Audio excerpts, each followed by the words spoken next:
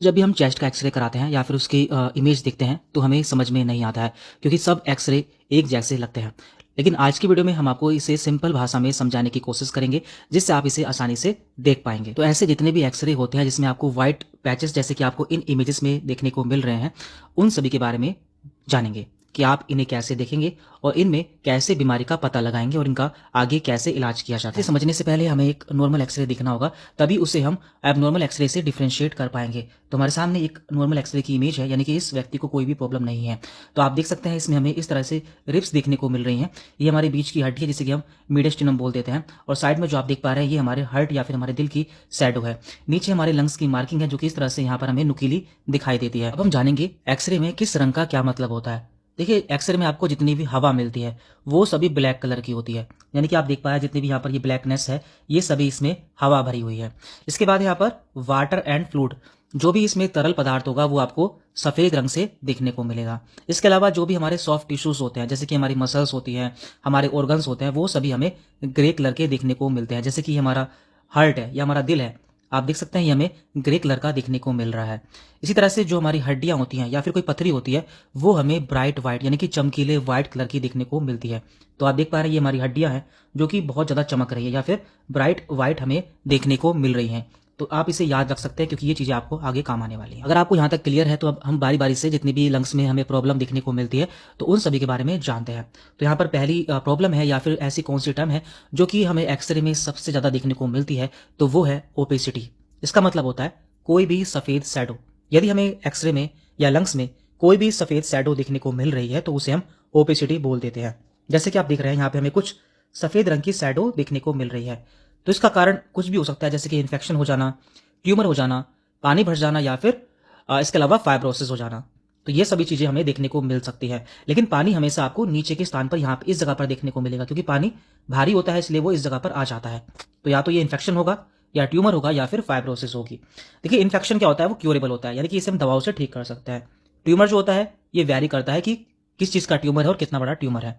बाकी जो फाइब्रोसिस होती है ये एक परमानेंट होती है, यानी कि यदि किसी को फाइब्रोसिस हो जाती है तो वो ठीक नहीं होती है, इंसान को इसी के साथ में जीना पड़ता है। तो इस तरह से यहाँ पर जो पहली फाइंडिंग है वो है ओपेसिटी। ये कुछ भी हो सकती है, इसे आप आगे और अच्छे से समझ पाएंगे। इसके बाद यहाँ पर दूसरी फाइंडिंग है कॉन्सोडिलेशन। आपको जो एक्सरे की रिपोर्ट है उसमें कॉन्सोडिलेशन देखने को मिल सकता है। यदि जो हमारे लंग्स हैं उसमें जो व्हाइट पैचेस आपने अभी देखा था वो ज्यादा बड़ा हो जाता है या फिर लंग का कोई एक हिस्सा पूरा कवर कर लेता है तो उसे हम कॉन्सोडिलेशन बोल देते हैं। यानी कि ओपेसिटी यदि बड़ी हो जाती है तो उसे हम कॉन्सोडिलेशन बोल देते हैं। इसमें हमारे लंग के एल्वियोलाई में यानी कि लंग के अंदर ही पस या फ्लूइड भर जाता है जो कि हमें इस जगह पर या फिर कहीं भी देखने को मिल सकता है। तो इसका जो कॉमन कोज है वो है निमोनिया। यदि किसी को निमोनिया हो जाता है तो उसकी रिपोर्ट में हमें ये वर्ड देखने को मिल सकता है। तो इसका जो प्रोग्नोसिस है वो है हम इसे सही एंटीबायोटिक से 7 से 10 दिन में ठीक कर सकते हैं। इसके बाद यहाँ पर है फाइब्रोसिस। आपको जो एक्सरे की रिपोर्ट में फाइब्रोसिस टर्म देखने को मिल सकती है। तो फाइबर से आपको क्या समझ में आ रहा है कि इसमें फाइबर या फिर स्कैरिंग देखने को मिल सकती है, यानी कि इस तरह से आपको यहाँ पर फाइबर्स इस तरह से व्हाइट व्हाइट देखने को मिल सकते हैं। यदि किसी को पहले टीबी था या इन्फेक्शन था वो ठीक हो जाता है तो उसका दाग रह जाता है तो उसे हम फाइब्रोसिस बोलते हैं।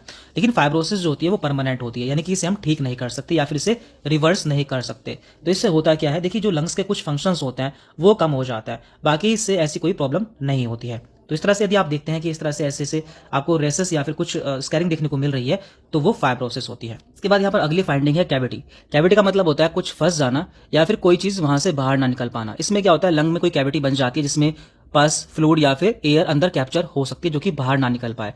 तो इस तरह से आप देख पा रहे हैं यहाँ बीच में कैविटी बन चुकी है। बीच में क्या है, इसमें बीच में हवा है, बाहर इसके फ्लूइड या फिर पस है जो कि इस तरह से यहाँ पर इसने कैप्चर कर लिया है।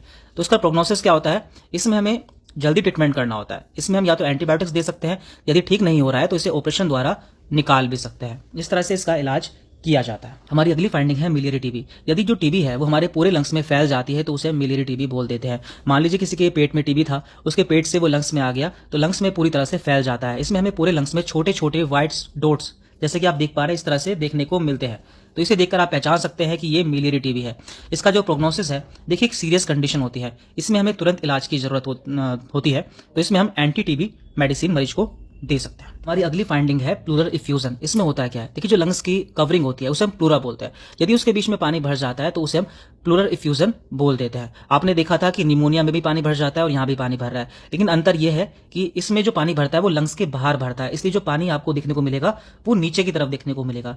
जबकि निमोनिया में जो पानी भरता है वो लंग्स के अंदर एल्वियोलाई में भरता है, तो वो कहीं भी आपको ऊपर भी देखने को मिल सकता है। तो इसमें क्या होता है, लंग्स के बाहर फ्लूइड जमा हो जाता है। तो आपको जब आप एक्सरे देखेंगे तो इस तरह से यहाँ पर आपको पूरा व्हाइटनेस देखने को मिलेगी। ये व्हाइटनेस इधर भी हो सकती है, इधर भी हो सकती है, कहीं भी हो सकती है, लेकिन इसकी जो शुरुआत होगी वो नीचे से ही होगी, क्योंकि पानी भारी होता है इसलिए वो नीचे आ जाता है। आपने देखा था कि एयर हमेशा ब्लैक दिखती है जबकि पानी हमेशा व्हाइट दिखता है। तो यहाँ पर आपको पूरा पानी देखने को मिल रहा है। इसका प्रोग्नोसिस क्या है, इसके बहुत सारे कारण हैं, जैसे कि इन्फेक्शन हो जाना, हार्ट फेलियर, टीबी। तो यहाँ पर हमें कोर्स ठीक करना होता है जिससे प्रॉब्लम ठीक हो जाती है। और अगली फाइंडिंग है कैल्सिफिकेशन। इसमें होता है क्या है, यदि कहीं पर कैल्शियम जमा हो जाता है तो उसे हम कैल्सिफिकेशन बोल देते हैं। देखिए मान लीजिए किसी को टीबी हुआ है और वो टीबी ठीक हो जाता है, तो कुछ समय बाद उस जगह पर कैल्शियम जमा हो जाता है या फिर कैल्शियम की लेयर बन जाती है, तो उसे हम कैल्सिफिकेशन बोल देते हैं। पुराना इन्फेक्शन हील होकर कैल्शियम जमा हो जाना, तो ये हमें काफी ब्राइट दिखता है। जैसे कि आपने देखा था हड्डियां और स्टोन हमेशा हमें ब्राइट दिखती हैं, तो कैल्शियम भी एक हार्ड मेटल है जो कि हमें ब्राइट दिखता है। आप देख पा रहे हैं यहाँ पर हमें काफी ब्राइटनेस यानी कि काफी सफेदपन दिखने को मिल रहा है, तो ये कैल्सिफिकेशन है। तो इसका प्रोग्नोसिस क्या है, देखिए एक सेफ बिनाइन होता है यानी कि सेफ होता है, इसमें कोई भी एक्टिव डिसीज नहीं होती है और ये परमानेंट व्हाइट स्पॉट रहता है और कोई भी प्रॉब्लम नहीं करता है, तो इसे हम ऐसे ही छोड़ देते हैं। अगर हम इन सभी के बारे में सिंपल वर्ड्स में बात करें तो जितने भी इन्फेक्शन रिलेटेड फाइंडिंग्स है जैसे कि कॉन्सोडिलेशन, इफ्यूजन, कैविटी, ये सब ट्रीटेबल है, यानी कि हम इन्हें मेडिसिन से ठीक कर सकते हैं। लेकिन जो फाइब्रोसिस होता है एंड कैल्सिफिकेशन होता है ये परमानेंट होता है, तो इसमें हमें कुछ भी करने की जरूरत नहीं होती है। जबकि जो मिलियरी मॉल्टिंग है या फिर मिलियरी टीबी है वो डेंजरस कंडीशन होती है, उसमें हमें तुरंत इलाज की जरूरत होती है। आज की वीडियो में हमने जितने भी एक्सरेज के बारे में बात की है वो सभी व्हाइट शैडो वाले हैं। अगली वीडियो में हम ब्लैक शैडो वाले एक्सरेज के बारे में बात करेंगे। देखिए हमारा डायग्नोसिस कॉम्बो लॉन्च हो चुका है जिसमें आपको 5 बुक्स मिलने वाली हैं, जिसमें कि हैं CT scan, MRI, ultrasound, x-ray and lab test. ये पांचों बुक्स पीडीएफ फॉर्म में अवेलेबल है और ये हिंदी इंग्लिश लैंग्वेज में यानी कि बहुत ही आसान भाषा में इन्हें लिखा गया है। इन पांचों बुक्स के सैंपल देखने के लिए और इनकी पीडीएफ परचेज करने के लिए आप हमें इस नंबर पर व्हाट्सएप मैसेज कर सकते हैं।